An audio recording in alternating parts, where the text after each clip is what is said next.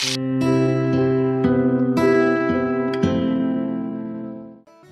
Friends, तर कसे आहात सर्वजण। आजची आपली रेसिपी आहे फिश कोलीवाडा थाळी।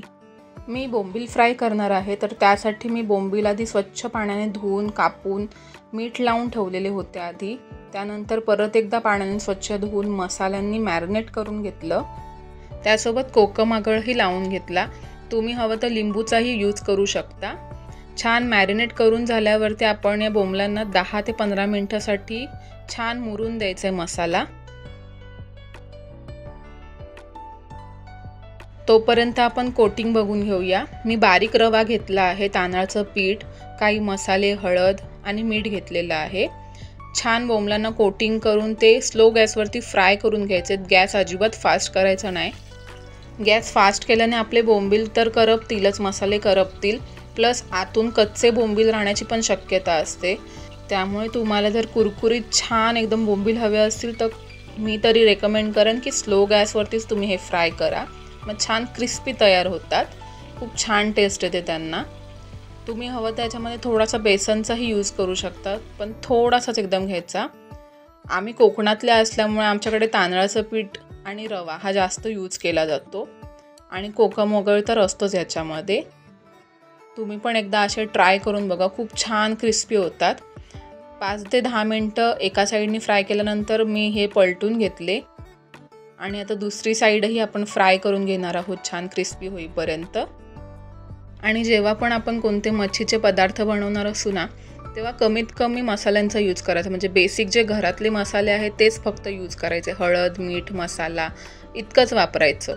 त्याने जी मच्छीची ओरिजिनल टेस्ट आहे ती छान टिकून राहते। जास्त मसाले यूज केले ना की मग मच्छीची बेसिक जी चव असते आपली ती निघून जाते, आणि मसाल्यांची टेस्ट जास्त तयार होते।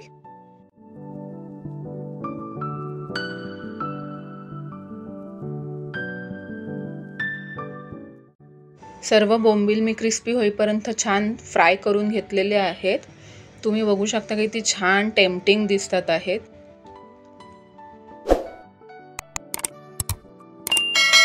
आता आपण कोलंबीचं कालवण बघून घेऊया। मी कोलंबी चांगली कापून स्वच्छ पाण्याने 3-4 वेळा धुवून घेतली आहे।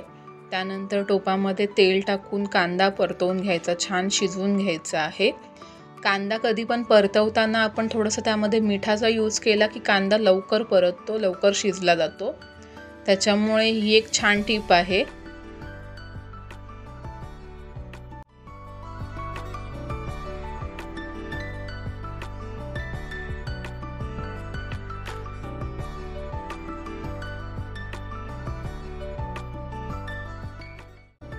आपला कांदा आता छान शिजलेला आहे।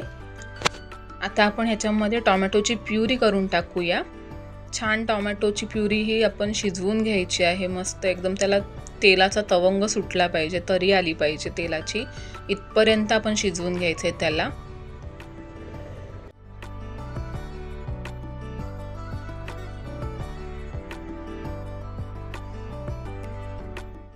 आपली प्युरी छान शिजल्यावर मी ह्याच्यामध्ये हिरवं वाटण टाकलेलं आहे। यामध्ये मी कोथिंबीर, लसूण, अद्रक, मिरची याचा वापर केलेला आहे। हेही छान शिजवून घ्यायचं आहे आपल्याला।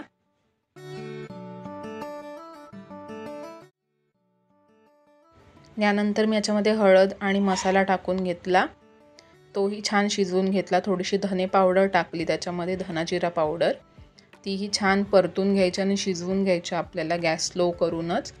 फास्ट करायचा नाही गॅस, नाही तर करपेल आपला मसाला हा तयार झालेला आहे तो।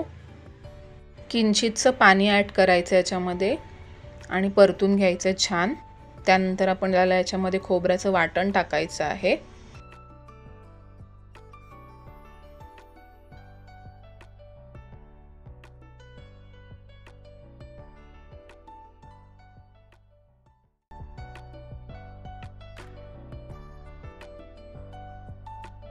वाटण पण छान शिजवून घ्यायचं आपल्याला 2 ते 3 मिनिटांसाठी। त्यानंतर आपण याच्यामध्ये गरम मसाला टाकायचा शेवटला, ज्याने फ्रेग्रन्स छान येईल आपल्याला।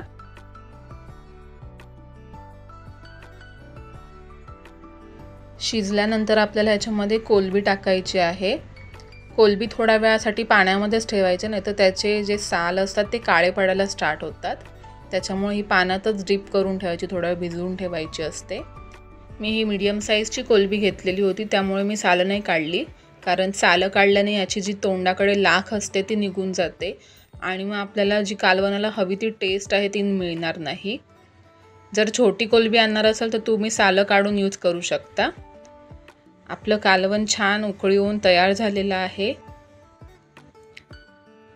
रेसिपी आवडली असेल तर नक्की कमेंट करून सांगा। व्हिडिओला लाईक करा, शेअर करा आणि सबस्क्राईब करायला विसरू नका।